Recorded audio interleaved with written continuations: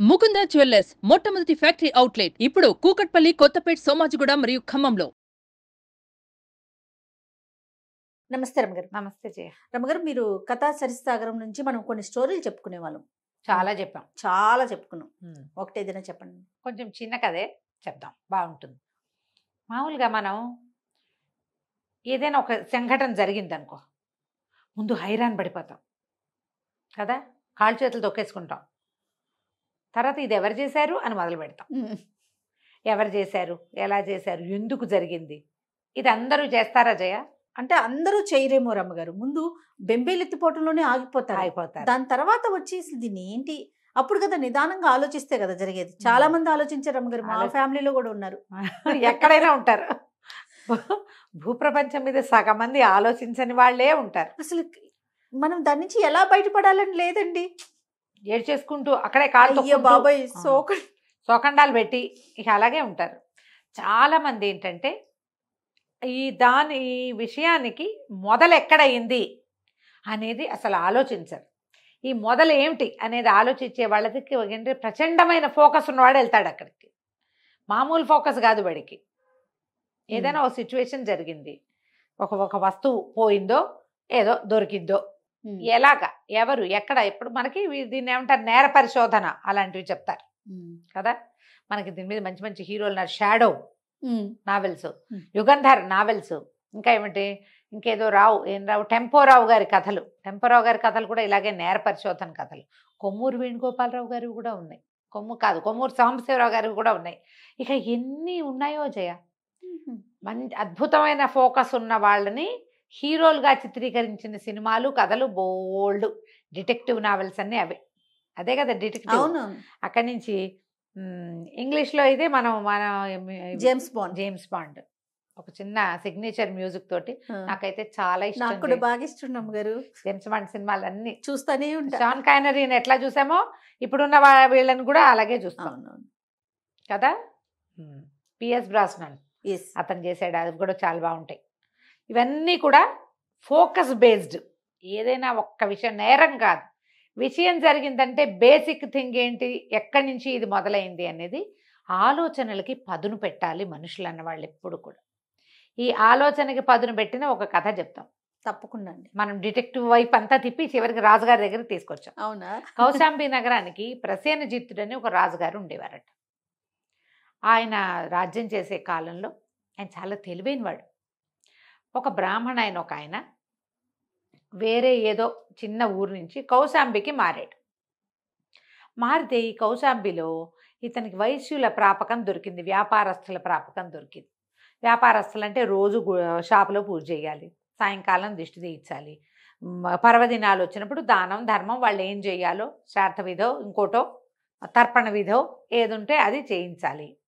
ఆయన పొద్దున్న నుంచి మొదలుపెట్టి సాయంకాలం దాకా అందరి ఇళ్లలోనూ చేయించుకుంటూ కొంచెం ఘనమైన వ్యాపారస్తుల ఇళ్లలో బాగా ఉన్నాడు. ఈ బ్రాహ్మణుడికి పరమ పిసినారి. ఆయన ఒక పెద్ద అమౌంట్ దాచిపెట్టుకోవాలి భవిష్యత్తు కోసం అని ఉంది. రోజువారీ ఆయన భోజనం నడిచిపోతుంది, కుటుంబం లేదు. ఏం చేశాడు, కొంచెం పెద్ద అయ్యాక 40 ఏళ్ళు వచ్చాక పెళ్లి చేసుకుందాం అనుకున్నాడు. అప్పట్లో 50 ఏళ్ల వాళ్ళకు కూడా 14 ఏళ్ల పిల్ల దొరికేది ఆ కాలం. అవును, అది చాలా సహజంగా జరిగేది. 40 దాటిపోయినాయి ఇతనికి. అయితే ఇతను ఏం చేశాడు, ఆ రూపాయి వరహ కూడగట్టి ఒక 1000 నాణేలు చేశాడు. ఈ 1000 నాణేలు దగ్గర ఉంచుకుంటే కష్టం కదా. అడవిలో ఒక చోట ఒక గుర్తు పెట్టుకుని అక్కడికి పట్టుకెళ్ళి పాతి పెట్టేవాడు. పాతేడు 1000 అయింది. అది రోజు 4 రోజులకి 3 రోజులకి ఓ 10 నాణేలు 8 నాణేలు కూడంగానే తీసుకుపోయి కూడిన డబ్బును తీసుకెళ్ళి అక్కడ దాచుకునేవాడు. మనం డబ్బాల్లో వేసుకుంటాం కదా, ఆయన అట్లా దాచిపెట్టుకున్నాడు. 1000 వరహాలైంది. ఒకనాడు కూర్చుని లెక్క పెట్టుకున్నాడు. అతనికే లెక్క తెలుసు. భద్రంగా పాతిపెట్టి వచ్చేసాడు. అది ఎవరికైనా తెలిసే ప్రదేశం కాదు, మధ్య అడవి అది. ఒకనాడు మధ్యాహ్నం ఆయన వెళ్ళి డబ్బులు చూసుకొద్దామని వెళ్ళాడు. అక్కడ తవ్వేసుద్ది, డబ్బులు లేవు.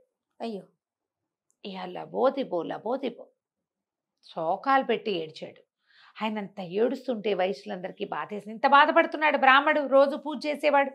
రాజుగారి దగ్గరికి వెళ్తూ కానీ ప్రసేనజిత్తుడు చాలా తెలివిగలవాడు, నీ డబ్బు నీకు ఇప్పిస్తాడు, పోనీ అది పోయింది అనుకో ఇంకోటి ఇస్తాడు ఏదో ఒకటి అని చెప్పి రాజు దగ్గరికి ఒక ధనికుడైన ఒక ఆయన, మాకు బ్రాహ్మడండి, రోజువారీ మాకు ఆ ప్రాపకంలో ఉన్నాడు, ఇట్లా డబ్బు పోగొట్టుకుని చాలా బాధపడుతున్నాడు, ఆయన దుఃఖం అంతు లేకుండా ఉంది, మంత్రం నోటి నుంచి పలకటం లేదు, ఈయన సంగతి చూడండి అన్నాడు. అనేసరికి ప్రసేనజిత్తుడు ఏమిటి ఎక్కడి నుంచి వచ్చావు అన్నీ కనుక్కుని నువ్వు ఎంత దాచావు ఎక్కడ దాచావు అంటే అడవిలో దాచిపెట్టా. అడవిలో దాచిపెడితే అంటే అక్కడ ఏం గుర్తుంది అని అడిగాడు. గుర్తు ఏముంది, మామూలుగా అడవిలో అంటే అడవంతా ఒకేలాగా ఉంటుందా, ఏవో రకరకాలు ఉన్నాయి. అక్కడ ఒక అడవి బీర మొక్క ఉందండి, అడవి బీర మొక్క పక్కన పాతి పెట్టా అనేసరికల్లా రాజుగారు అన్నాడు, అదేం లెక్క అయ్యా, బోళ్ళు చెట్లు ఉండవు అడవిలో అంటే. కాదండి, ఈ అడవిలో అడవి బీరలు లేనే లేవు, ఒకే ఒక్క చెట్టు ఉంది, అందుకని నేను గుర్తుగా అక్కడ పెట్టుకున్నాను అంటే. సరేనని రాజుగారు ఏం చేశాడు, 2-3 సైనికులు పంపించి అరే అడవిలో అడవి బీర మొక్క ఎక్కడ ఉందో చూసిరండి రా అన్నాడు. వాళ్ళంతా వెతికారు, లేదు, అడవి బీర మొక్కే లేదు. అయ్యో. సరే రాజుగారు కూడా వెళ్ళి చూసొచ్చాడు. ఓకే, మర్నాడు ఏం చేశాడు, ఊళ్ళో ఉన్న వైద్యులందరినీ పిలిపించాడు. ఎంతమందో డాక్టర్లు. అప్పట్లో వైద్యం ఏముంది, మనలాగా ఈ 5-6 రకాల వైద్యాలు లేవు, ఒకటే ఆయుర్వేద వైద్యమే ఉండేది అంతే.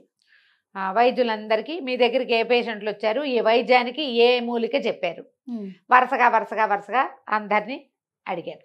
అడిగితే ఒక ఆయన చెప్పాడు, ఇటీవల 4-5 రోజుల నాడు మాతృగుప్తుడనే ఒక ఆయనకి, ఆ వ్యాపారస్తుడికి అనారోగ్యం వచ్చిందంటే ఆయనకి అడవి బీర మందు చెప్పాను అని చెప్పాడు. సరే అడవి బీర మందు ఏం చేసావు, ఎట్లా చేసావు అంటే, ఒక సైనికుడిని ఒక సేవకుడిని పంపించానండి, వాడు అడవిలో వెతికి అడవి బీర మొక్క పట్టుకొచ్చాడు అనగానే మీ సేవకుడిని మా ఇంటికి పంపేద్దాం, నా దగ్గరికి పంపండి అన్నాడు రాజుగారు. సరే ఆయన వెళ్ళిపోయి, వైద్యుడు వెళ్ళిపోయి అడవి బీర మొక్క పీక్కొచ్చినటువంటి సైనికుడిని పంపించాడు. సేవకుడు పనిచేసేవాడు. రాజుగారు అన్నాడు, వాడు చెంపకాయ కొట్టి, ఏరా నువ్వు అడవి బీర మొక్క తీసినప్పుడు పక్కన ధనం లభించింది కదా 1000 నాణేలు, అవి బ్రాహ్మడి ఆయనకి తెచ్చి చెప్పు అని చెప్పు. సరే వాడు నాణేలు వికమహం వేసి పట్టుకొచ్చి ఇచ్చేసాడు. వాడు నాణేలు ఇచ్చినందుకు మన బ్రాహ్మణ్ణి ఇవ్వమల్లా రాజుగారే 10 బంగారు నాణేలు బహుమతి చేశాడు, వెళ్ళిపో అని పంపించేశాడు. మంత్రి ఆశ్చర్యపోయాడు, ఎలా తెలిసింది ఇది మీకు? ఎలా తెలిసిందంటే సరిగ్గా ఆలోచిస్తే మనకు కూడా తెలుస్తుంది. ఈ అడవిలో ఉన్న అడవి బీర చెట్టు దగ్గర ధనం ఉందని ఎవరికి తెలుసు? ఎవ్వరికీ తెలీదు. బ్రాహ్మడు మిట్ట మధ్యాహ్నం ఒంటరిగా అడవిలోకి వెళ్ళేవాడు. చూసిన వాడు ఎవడైనా సరే ఏం చేస్తాడు, ధనం తవ్వుకుపోతే ధనమే తవ్వుకుపోతాడు, అడవి బీర మొక్క కూడా పీక్కుపోడు, పీకి పక్కన పారేసి ఉండేవాడు. ఆ బీర మొక్క దాని పక్కన ఈ తవ్విన వాడు ఏం చేస్తాడు, ఉంటే ఇదే తవ్వుకున్నవాడు దీన్ని వదిలేస్తాడు, లేదా పీకిన వాడు అక్కడే పడేయాలి. ఇది పీకి పట్టుకెళ్ళాడంటే దీనికోసం వచ్చాడనమాట వాడు. అంతే. అడవి బీర మొక్క కోసం వచ్చి మొక్క తవ్వాడు, వేళ్లతో సహా తెమ్మంటారు వైద్యులు. మీరు గమనించండి, ఆయుర్వేద వైద్యంలో చాలా సమూలంగా వైద్యం, సమూలమైన చెట్టుతోటి.